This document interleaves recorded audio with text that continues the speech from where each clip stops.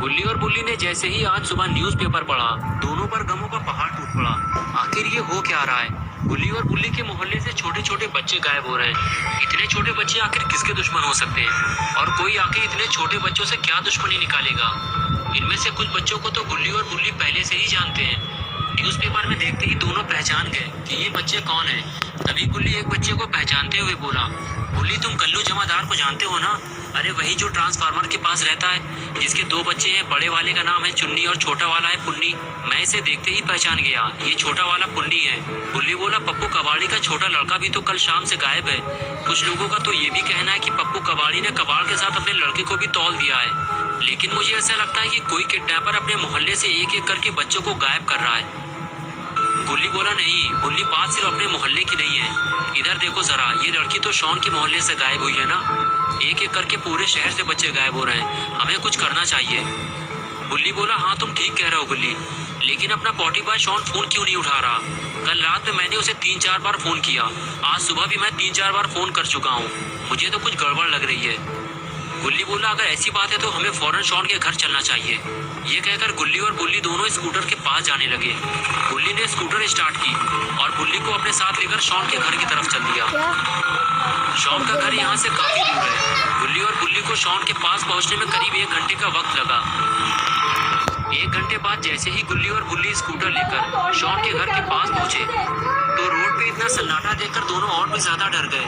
लगता है यहाँ के लोगों ने किडनैपर के डर से घरों से बाहर निकलना ही बंद कर दिया है। और फिर जैसे ही गुल्ली और बुल्ली शॉन के घर के पास पहुँचे तो उन्होंने कुछ ऐसा देखा जिसकी उन्हें उम्मीद नहीं थी, और ये देखते ही दोनों की खोपड़ी घूम गई। गुल्ली बुल्ली ने देखा कि पॉटी बॉय शॉन तो बिल्कुल सही सलामत है और वो अपनी कार को चकाचक करने में लगा हुआ है। शॉन ने जब से नई कार खरीदी है तब से वो गुल्ली बुल्ली को भूल गया है, और गुल्ली बुल्ली ये सोच रहे थे कि किसी खाद बनाने वाली कंपनी ने पॉटी बॉय को किडनैप कर लिया है। गुल्ली बोला, जब इसने फोन नहीं उठाया तो हम कितना परेशान हो गए थे, और ये अपनी कार चकाचक करने में लगा हुआ है। गुल्ली बोला, बाकी बात हम बाद में करेंगे, पहले चलकर इसकी सुताई करते हैं, एक एक करके इसको टपली मारेंगे।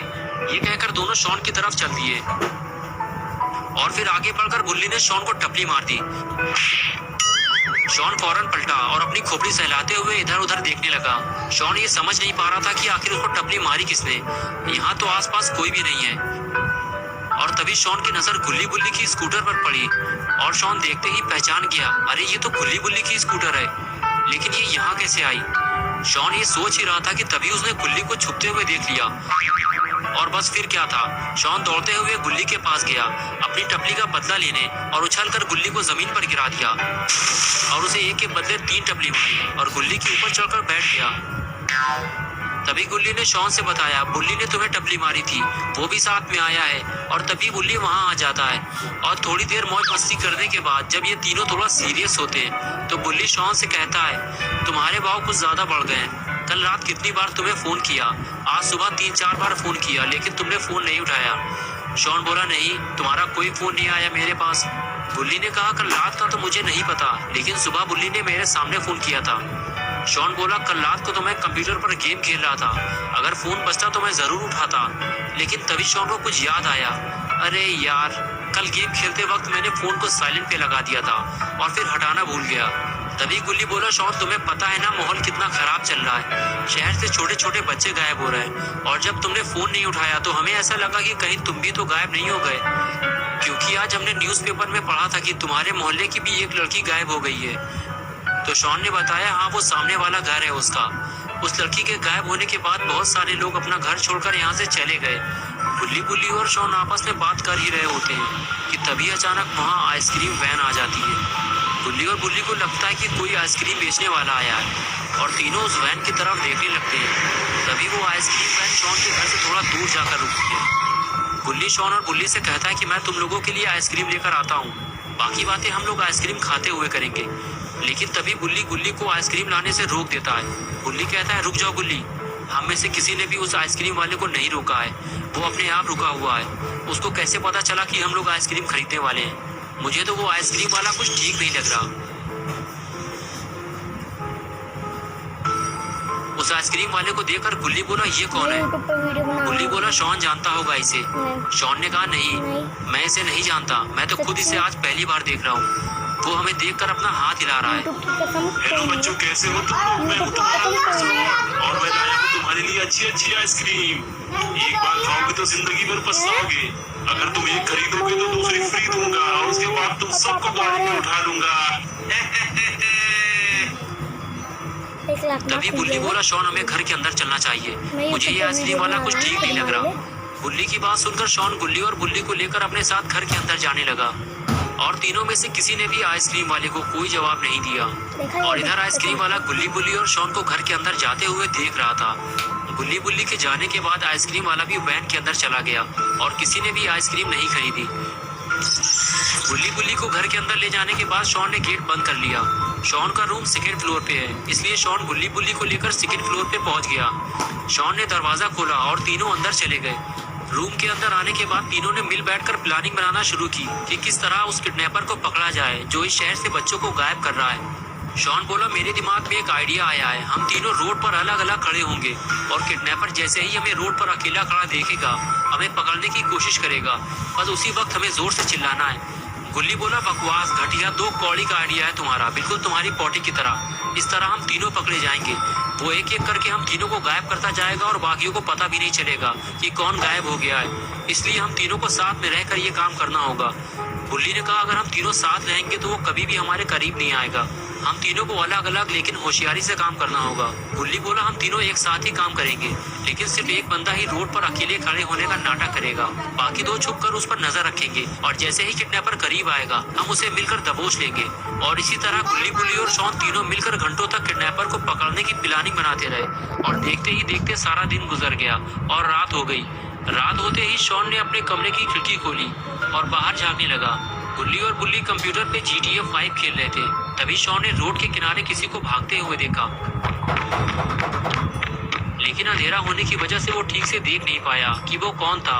शॉन की ये समझ में नहीं आ रहा कि वो जो भी था, लेकिन शॉन को देखकर भागा क्यों। शॉन काफी देर तक इधर उधर देखता रहा, लेकिन फिर उसे कोई दिखाई नहीं दिया। शॉन कुछ देर तक खिड़की पे रुका और फिर वापस अंदर चला गया। शॉन तो उस आदमी को नहीं देख पाया, लेकिन वो आदमी गुल्ली बुल्ली और शॉन पे नजर रखे हुए। शॉन ने अंदर आने के बाद बुल्ली से बताया कि कोई आदमी अपने घर के नीचे खड़ा हुआ था। जैसे ही मैंने खिड़की खोली वो आदमी मुझे देखकर भाग खड़ा हुआ। बुल्ली ने कहा, क्या तुम उसे पहचान सकते हो? शॉन बोला, नहीं, मैं उसका चेहरा नहीं देख पाया। बुल्ली बोला, जरूरी नहीं है कि वो कोई किडनैपर हो सकता है वो कोई चोर हो, क्योंकि आस पड़ोस के ज्यादातर घर खाली पड़े और हो सकता है वो चोरी करने आया हो और उसने जैसे ही तुम्हें देखा होगा डर के भाग गया होगा। बुल्ली ने कहा, डरने की कोई बात नहीं है यार, यहाँ शॉन अकेला नहीं है, हम 3 लोग हैं यहाँ। चलो मुझे दिखाओ कहाँ देखा था तुमने उसको। उसके बाद शॉन बुल्ली को लेकर खिड़की पे आ गया और वो जगह दिखाने लगा जहाँ पे शॉन ने उस आदमी को भागते हुए देखा था। लेकिन जब बुल्ली ने नीचे झाँक कर देखा तो वहाँ कोई नहीं था। रोड पर बिल्कुल सन्नाटा था।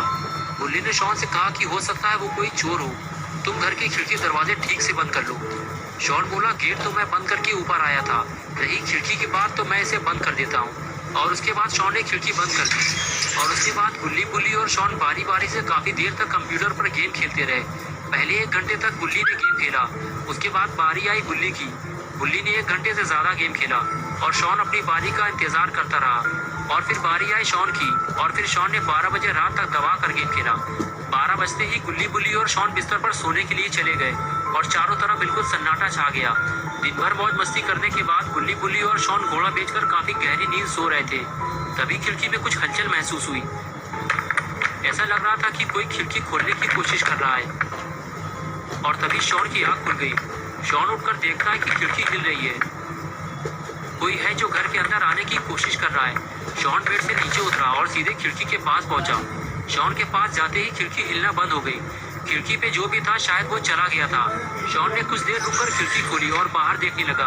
बाहर तो उसे कोई नजर नहीं आया, लेकिन खिड़की पे एक रस्सी लटक रही थी। शॉन ये देखकर समझ गया कोई तो जरूर था जो अंदर आने की कोशिश कर रहा था। शॉन ने दरवाजा खोला और सीधे नीचे भागकर ये देखने के लिए गया कि कहीं वो चोर या किडनैपर नीचे तो नहीं छुपा हुआ है। लेकिन जब शॉन नीचे आया तो उसे रस्सी के अलावा कुछ नहीं मिला। वो चोर या किडनैपर जो भी था रस्सी छोड़कर भाग चुका था। इससे पहले कि वो चोर वापस आए शॉन को ये रस्सी हटानी होगी। लेकिन ये कैसी आवाज है? अरे ये तो वही आइसक्रीम वाला है जो सुबह यहाँ आया था, लेकिन ये इतनी रात में यहाँ क्या कर रहा है? कोई भी आइसक्रीम वाला रात में आइसक्रीम नहीं बेचता। तभी शॉन को याद आया कि बुल्ली ने गुल्ली को वैन के पास जाने से रोका था, क्योंकि उसे ये आइसक्रीम वाला कुछ ठीक नहीं लग रहा था। शॉन आइसक्रीम वाले को देखकर डर गया और घर के अंदर जाने लगा। तभी उसे आइसक्रीम वाले ने आवाज दी और शॉन उसके झांसे में आ गया। अरे रुको रुको, कहाँ जा रहे हो? मेरी सारी आइसक्रीम बिक चुकी है, सिर्फ यही बची है, तो मैंने सोचा तुम्हें दे दूं, वो भी फ्री में। ना ना ना ना ना ना ना ना ना ना ना ना ना ना ना।